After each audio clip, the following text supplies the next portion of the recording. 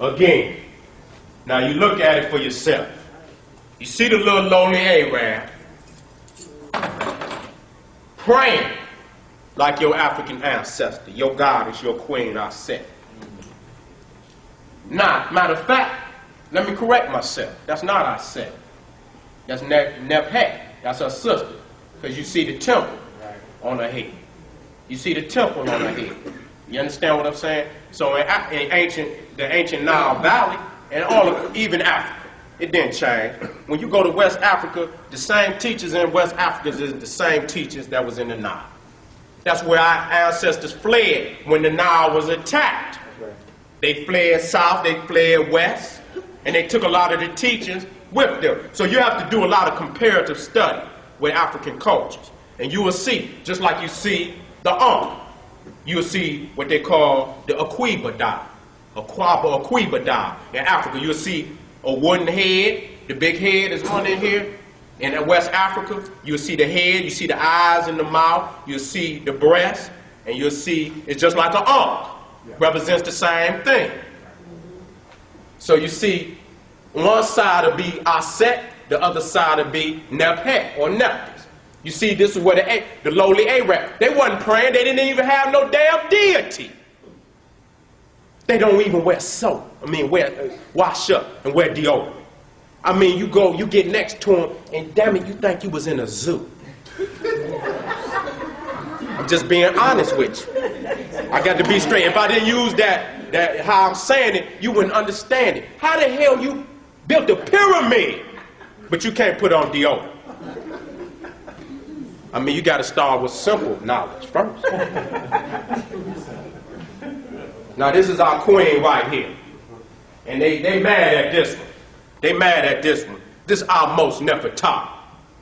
This is the matriarch of the 18th dynasty. The matriarch. This is Hatshepsut's great-grandmother. Black. Now, you got, her mom and daddy one of them had to be as black as she is. Okay? Tutmosis III, the great warrior king, the greatest warrior king of ancient Kemet, kicked more ass than any general in the history of African history. Even Hannibal. Hannibal was greater in his ability to come up with knowledge, but Tutmosis had more victories. Matter of fact, he never lost a battle. And he was the one that even went up into Palestine, even into Greece. He was the one they named Armageddon after. Because when he went to the city of Medigio, he put an ass whooping on them Palestinians to the point that they said Armageddon would look like this. Armageddon, the root word of Armageddon is Megidio. That's up in Palestine. And that was that battle that Tutmosis III put down. Wasn't even a battle. Wasn't even a battle. He slayed.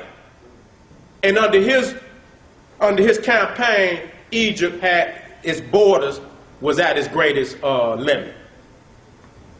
You had colonies all the way to India.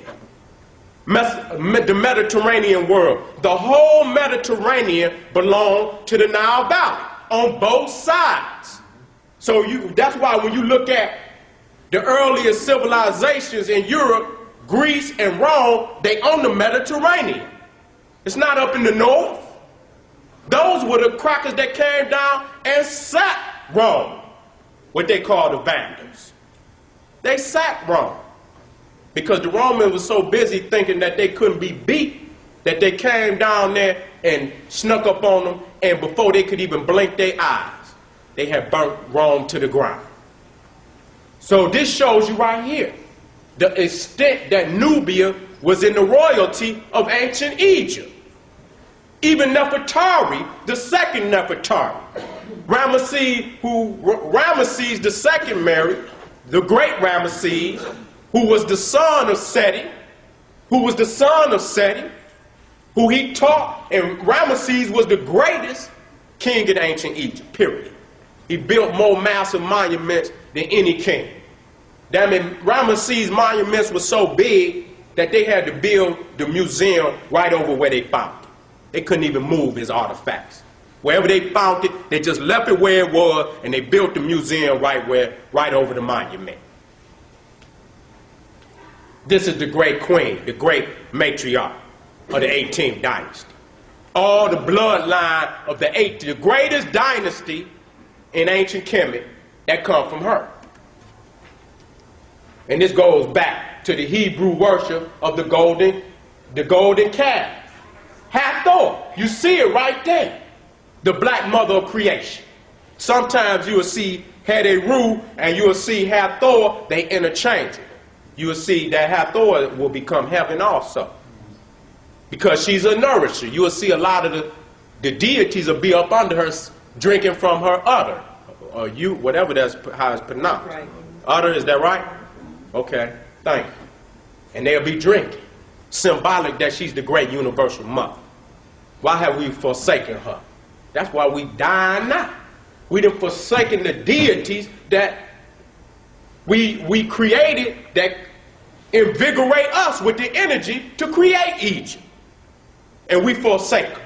And we take on Allah, Yahweh, Jehovah, Jesus, all the deities of the conqueror. And that's why we haven't gotten nowhere right now to this day.